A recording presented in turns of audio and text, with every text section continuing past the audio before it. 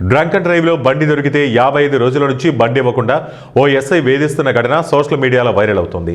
ఆ ఎస్ఐ కాంగ్రెస్ నాయకుడికి అమ్ముడుపోయి ఎక్కడి నుండో గుడుంబా తెచ్చి మీ బండిలో గుడుంబా దొరికిందని ఎస్ఐ వేధిస్తున్నాడని బాధితులు అంటున్నారు. ఇక వివరాలకు వెళ్తే జయశంకర్ భూపాలపల్లి జిల్లా చిట్యాల మండల కేంద్రంలో గత నవంబర్ 21న డ్రంక్ అండ్ డ్రైవ్లో బండి దొరికితే మరుసటి రోజు బండి ఇస్తామని చెప్పి 55 రోజుల నుంచి బండి ఇవ్వకుండా చిట్యాల ఎస్ఐ శ్రవణరావు వేధిస్తున్నాడని బాధితుడు ఆరోపిస్తున్నాడు.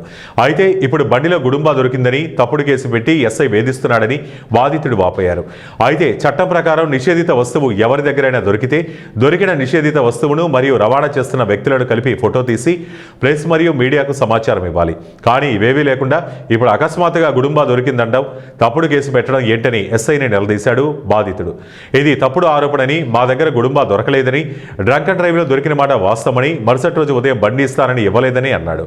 చింతకొండ రామయ్యపల్లి గ్రామ కాంగ్రెస్ నాయకుడిని సంతృప్తి పరచడం కోసం మమ్మల్ని వేధించే లక్ష్యంతోనే ఇలా గుడుంబా దొరికిందని కట్టుకథ అల్లి తప్పుడు కేసు పెట్టి బండి ఇవ్వకుండా చిట్యాల ఎస్ఐ శ్రవణ్ కుమార్ రావు వేధిస్తున్నాడని ఆగ్రహం వ్యక్తం చేశాడు బాధితుడు.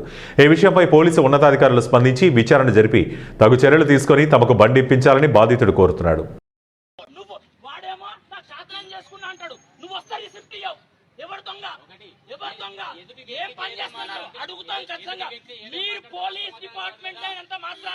You are not outside of the public accountability. You are missing the public accountability. Satyanarayana రావుని అడుగుతున్నావు ఇదే సందర్భంగా ఇసంటి పోలీస్ ఆఫీసర్లను ఎందుకు మెయింటైన్ చేస్తున్నావు? ఒక విషయం ఎమ్మెల్యే ఆయన రిప్రజెంటేటివ్, ఎమ్మెల్యే ఆయన మాకు రిప్రజెంటేటివ్, ఆయన మాకు ఆన్సర్ ఇవ్వాలి. ఆయన పబ్లిక్ కోసం పడుతున్నారు. ఆయన ఏం చేస్తున్నాడు? నిన్ను కులం కోసం ఆయన కాపాడుతున్నాడు. ఒక కులం, అదే కులానికి చెందిన వ్యక్తిగా నేను ఆరోపణ చేస్తాను నీ మీద. నిన్ను కులం కోసం కాపాడుకుంటున్నాడు. అవునా? నువ్వు నీ డ్యూటీ ఏంటిది?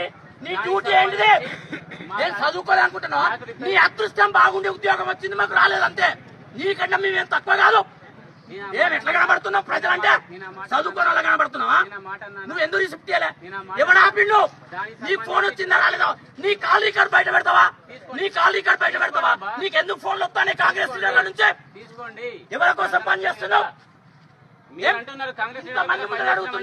మీకు నిషేధిత వస్తువు దొరికినప్పుడు ఫోటోలు తీసి మీరు ఆ ఫోటో సబ్మిట్ చేయాలి. ఏది ఆ ఫోటో?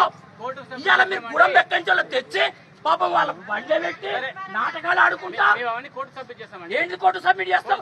అదే నీ వ్యవహారం. నేను రమ్మలేడికి అంబేద్కర్ ఉన్నాడు, నీ అయిపోయి సత్తడ రాడా? నిన్నేం రమ్మలే కదా ఇడికి, మేము రమ్మలే కదా.